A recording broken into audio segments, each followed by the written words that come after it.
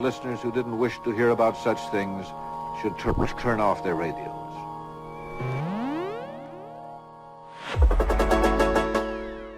Welcome to Predict-o-Rama 2026, my annual attempt to predict the future of big tech, AI, and innovation.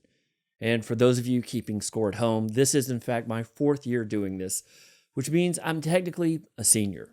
So either I'm going to graduate with honors, or I'm one bad take away from summer school with the crypto guys. Wish me luck. This year I have 6 predictions, and so with no further ado, let's jump into prediction number 1. Big tech becomes big energy.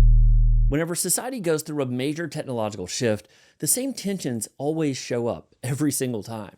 You have the glossy future we're promised versus the deeply unsexy reality of what already exists. You know, we often imagine progress as having this sort of clean break from the past.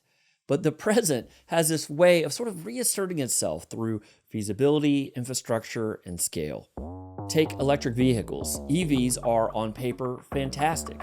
Zero tailpipe emissions, roughly 60% lower fuel costs per mile, and enormous streams of data that enable autonomous driving and smarter traffic systems. Are they perfect? Of course not. But the upside is always compelling. That optimism helped California pass the Advanced Clean Cars Act in 2022, mandating that 35% of new vehicle sales will be zero emissions by this year, 2026, and 100% by 2035. So again, on paper, the logic is really clear. Accelerate adoption, cut emissions, lead the transition. In practice, though, that policy ran into a much less aspirational villain, the power grid. California has already seen grid strains so severe that the state has asked people not to charge their cars on certain days, which is not exactly the frictionless future we were all promised. This gap between the ambition for the future and the realities of today's infrastructure has fueled political backlash, including Senate efforts to roll back this mandate altogether. Put simply, the clean transportation future isn't being stopped by technology or consumer demand. It's being bottlenecked by infrastructure, specifically the grid. We asked a 20th century power grid to support a 21st century transition, and it's responding the exact way you'd expect a fax machine to respond to TikTok. Not well. And now AI is asking that very same grid to do something even more aggressive. Run intelligence on a near planetary scale 24/7, 365.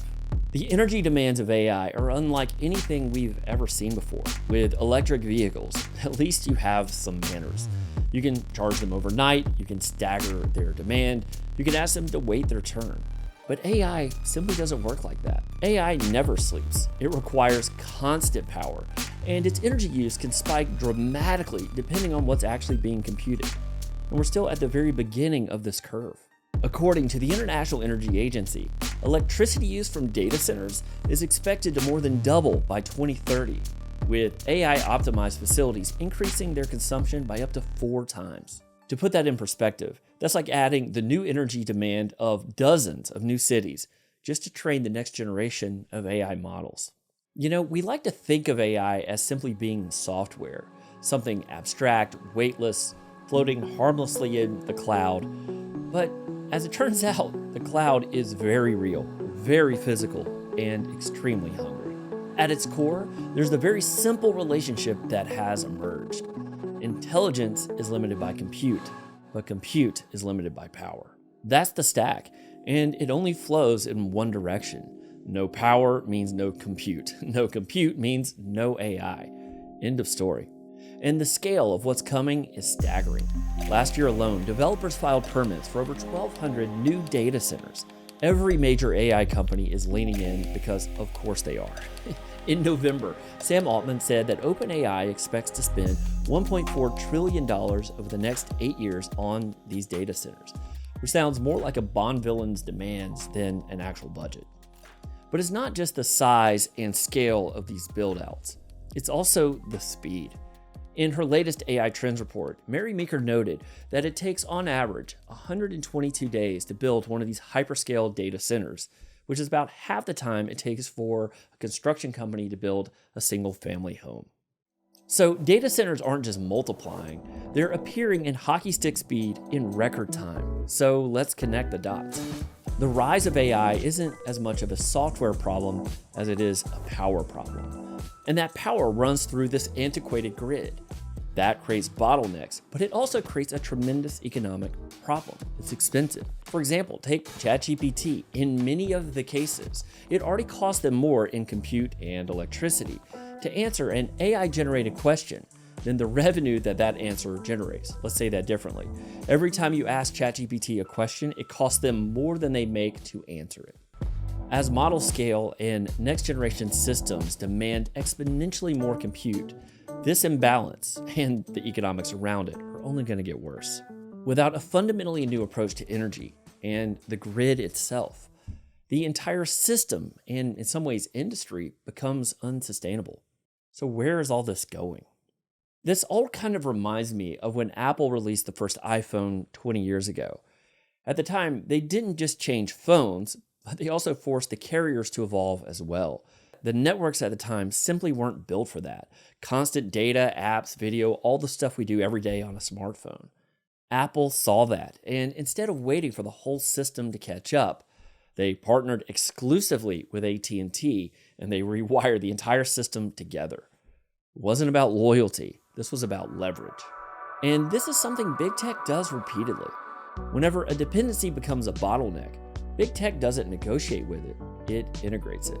We've seen this movie before. Hardware integrates software, software integrates services, cloud companies integrate chips, control the stack, improve margins, and remove friction. And AI is now hitting that next layer down, the grid.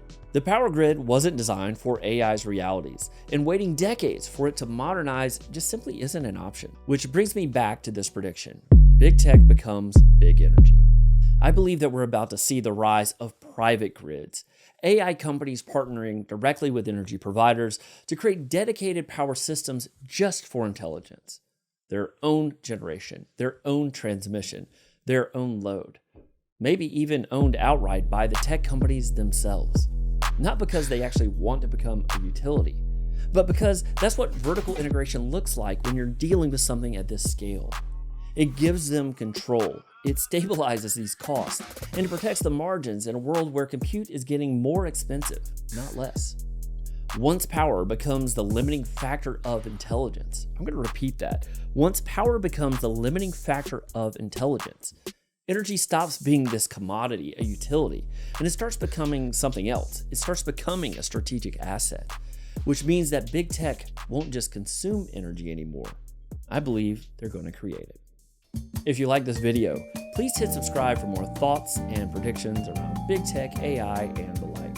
It's going to be a real hoot. Let them have it. Yeah.